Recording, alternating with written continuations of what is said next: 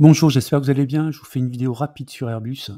Effectivement, au moment où je tourne la vidéo, l'action Airbus monte de 3,4%. Donc c'est une action, qui est incroyable et qui donne, notamment à ses actionnaires, une visibilité qui est, très, très bonne. On démarre par un avertissement, je ne suis pas conseiller financier. Cette vidéo n'a pas pour but de vous proposer un placement financier ou un quelconque conseil d'achat, mais uniquement un but pédagogique et de partage. Vous restez responsable de vos investissements. Alors effectivement, au moment où je tourne la vidéo, donc l'action est en hausse de 3,48%. Alors pourquoi cette hausse? Alors il y a un news flow qui est quand même très très positif. Avec notamment la Chine et l'Asie, ce sont quand même deux secteurs géographiques sur lesquels il y a une expansion économique prévue pour les 5, 10, 15 prochaines années de manière très très forte. Et donc les populations, notamment le niveau de vie augmente de manière très très forte, et donc il y a un besoin derrière, notamment un besoin de se déplacer, que ce soit pour des raisons business ou pour des raisons personnelles. Donc la Chine et l'Inde sont deux vecteurs de développement, alors notamment pour la partie aviation. Alors même si en Chine, avec Comac, on a quand même une réplique des Airbus, plus ou moins, donc il y a quand même un marché, comme pour le marché automobile, qui va être sans doute également pris de manière importante par des acteurs chinois.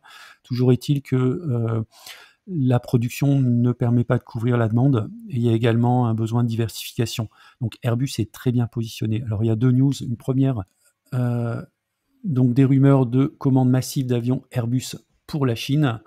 Donc la Chine compte commander des centaines d'avions Airbus dès le mois prochain, lorsque les dirigeants se rendront à Pékin pour célébrer les liens à long terme qui unissent l'Empire du Milieu à l'Union européenne. Alors ce qu'il faut savoir, c'est qu'il y a des usines en Chine, il y a de l'assemblage qui se fait au niveau des avions. Donc cet accord pourrait porter sur 300 avions. Donc ça, c'est tout à fait intéressant pour nous en tant qu'actionnaires. Et puis également des pourparlers avec l'Inde, notamment Air India, où il y aurait des discussions qui porteraient sur 200 monocouloirs supplémentaires en complément d'un contrat de grosse ampleur qui a été signé en 2023. Le deuxième aspect, qui est un peu moins connu du grand public, c'est l'activité Defense and Space d'Airbus, alors notamment la partie défense. Donc s'il y a des budgets qui sont libérés, notamment au niveau des pays européens, je pense que la partie défense d'Airbus pourra en profiter. Alors ça peut comprendre effectivement tout ce qui est avion en fait de défense, mais pas seulement, puisque on va retrouver pas mal d'activités autour d'Airbus, notamment la partie satellite pour des utilisations militaires, et puis tout ce qui est intelligence et data, sur lequel l'entreprise est également positionnée. Alors si on regarde maintenant du point de vue graphique, donc Airbus a beaucoup d'atouts, on l'a vu. Au niveau graphique, sur les droites de régression, depuis donc 25 ans, on a une croissance du modèle qui est de 9,88% hors dividende, donc on a une croissance qui est meilleure que le CAC 40 dividende réintégré. On a quand même une volatilité avec un coefficient de corrélation de 0,88. On le voit, c'est un groupe qui est capable d'aller sur plus de sigma, mais également au-delà des moins de sigma. C'était le cas par exemple sur les années 2009-2010. On est actuellement à 0,48 écart type, donc on ne peut pas dire que l'action est bon marché. Néanmoins, elle n'est pas non plus en phase de surperformance, puisque elle a été, par exemple, juste avant la crise du Covid, elle était entre 1 et 2 écarts types.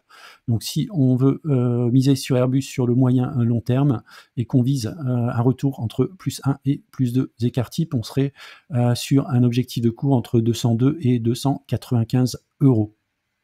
Si on regarde le graphique Airbus sur une durée un peu plus courte, on voit ici, j'ai représenté un canal ascendant qu'on a démarré autour de la semaine du 20 février 2020. Donc on a touché plusieurs fois le bas du canal, également plusieurs fois le haut du canal. Alors le bas du canal, on l'a ici au mois de mai 2020, on va le retrouver en septembre 2022, en septembre 2024 et avril 2025. Et puis le haut du canal, on l'a trouvé au mois de juillet 2021, on l'a retrouvé en mars 2024, et ici on est en train de rallier le haut du canal, qui correspond également, si on fait une extension de Fibonacci, à 186 €, qui est le ralliement des 50%.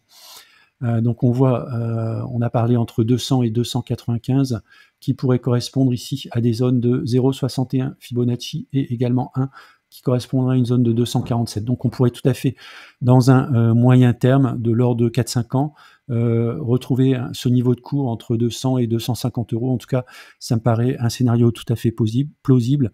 Si on regarde à la fois donc les commandes qui sont engagées par le groupe, le seul point sur lequel il doit encore s'améliorer, c'est les capacités de production, puisque aujourd'hui, les capacités de production, également les fournisseurs, notamment sur la partie bloc de motorisation, sont un peu à la peine sur le groupe Airbus. Donc voilà ce que je peux dire globalement sur l'analyse de cette société sur le court moyen terme. Dites-moi en commentaire ce que vous pensez de Airbus. Est-ce que vous l'avez en portefeuille? Quel est votre PRU? Est-ce que vous avez une vision également sur le long terme? Et puis je vous dis à bientôt pour une prochaine vidéo.